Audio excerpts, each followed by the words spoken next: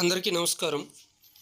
మనకు త్వరలో జరగబోయే సార్వత్రిక ఎన్నికల్లో ఎవరికి ఎక్కడ ఓటు హక్కు ఉంది అనే అంశాలు చాలామందికి తెలియక కొంత గందరగోళానికి లోనవడం జరుగుతుంది. సో అటువంటి వారికి ఈ వీడియోని తయారు చేయడం జరిగింది. సో ఎవరైతే మీకు ఎక్కడ ఓటు ఉంది, ఏ నియోజకవర్గంలో ఉందనుకుంటున్నారు, అలానే ఆ నియోజకవర్గంలో మీకు ఏ పోలింగ్ స్టేషన్లో ఓటు ఉందో తెలుసుకోవాలనుకుంటే మీరు కేవలం మీ యొక్క పేరు లేదా ఇంటి పేరు, అలానే జిల్లా, మీ నియోజకవర్గాన్ని సెలెక్ట్ చేసి మీ తాలూకా ఓటుతో పాటు మీ కుటుంబ సభ్యుల యొక్క ఓట్లు కూడా ఏ పోలింగ్ స్టేషన్లో ఉన్నాయో తెలుసుకోవచ్చు. సో దీనికోసం ఇచ్చినటువంటి లింక్ పైన మనం క్లిక్ చేయగానే మనకి ఎలక్షన్ కమిషన్ తాలూకా ఒక వెబ్సైట్ అనేది ఓపెన్ అవుతుంది. సో ఇందులో ఇక్కడ చూడండి, ఇక్కడ డిస్ట్రిక్ట్ నేమ్ అనే ఆప్షన్ ఒకటి ఇవ్వడం జరిగింది. సో ఈ డిస్ట్రిక్ట్ నేమ్లో మీరు ఏ జిల్లాకు సంబంధించిన వారో ఆ జిల్లాను సెలెక్ట్ చేయండి. ఇలా సెలెక్ట్ చేయగానే పక్కన మనకు ఏసీ నేమ్ అని ఉంది ఇక్కడ. సో ఏసీ నేమ్ అంటే అసెంబ్లీ కాన్స్టిట్యున్సీ. సో మీరు విశాఖపట్నం జిల్లా అయితే అందులో ఏ కాన్స్టిట్యున్సీలోకి వస్తారో ఆ కాన్స్టిట్యున్సీ తాలూకా నేమ్ని అక్కడ సెలెక్ట్ చేయండి. ఇలా సెలెక్ట్ చేసిన తర్వాత ఇక్కడ నేమ్ అనే ఆప్షన్ ఉంది కదా. సో ఈ నేమ్ అనే ఆప్షన్ దగ్గర జస్ట్ మీ తాలూకా ఇంటి పేరుని ఇవ్వండి. ఎందుకంటే మామూలు పేరు అయితే అది చాలామందికి ఉంటుంది కాబట్టి ఇంటి పేరు అనేది లిమిటెడ్గా ఉంటాయి. ఒక్కొక్క ఏరియాలో ఒక్కొక్క ఇంటి పేర్లు ఉంటాయి కాబట్టి తొందరగా మీకు సెర్చ్ చేయడానికి అవకాశం అనేది దొరుకుతుంది. సో ఇక్కడ సపోజ్ ఇక్కడ నేమ్ అనే దగ్గర ఇంటి పేరు ఇవ్వండి. సో ఇంటి పేరు మీ ఇంటి పేరు ఏదైతే అది.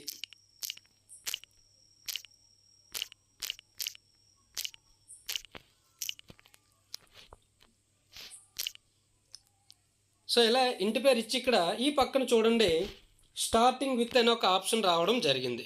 సో అంటే స్టార్టింగ్ విత్ కర్బుక్తాతోనే రావాలా, లేకపోతే ఎక్కడైనా ఆ నేమ్ ఉన్నా. సో దీనికి ఏం చేస్తారంటే ఎనీవేర్ అనే ఆప్షన్ ఇక్కడ సెలెక్ట్ చేసుకోండి. ఎందుకంటే మనకి సెర్చ్ అనేది అన్ని రకాలుగా కూడా మనం ఏదైనా స్పెల్లింగ్ మిస్టేక్ ఇచ్చినా ఏది ఇచ్చినా కూడా మనకు ఖచ్చితంగా సెర్చ్ అనేది చేస్తుంది కాబట్టి. సో ఇక్కడ ఇంటి పేరు ఇచ్చి ఎనీవేర్ అని ఇవ్వండి. మీరు మేల్ అయితే మేల్, ఫిమేల్ అయితే ఫిమేల్, లేదు బోత్ మీకు కావాలనుకుంటే బోత్ అనే దాన్ని సెలెక్ట్ చేయండి.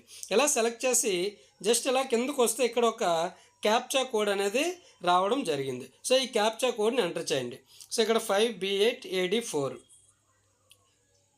5B8AD4. సో ఇక్కడ చూడండి, ఇక్కడ 5B8AD4.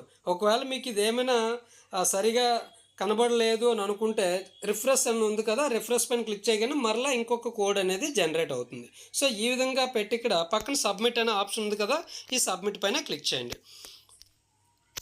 సో సబ్మిట్ పైన క్లిక్ చేయగానే మనకి ఇక్కడ బ్యాక్గ్రౌండ్లో లోడింగ్ అనేది, పేజ్ లోడింగ్ అనేది జరుగుతుంది.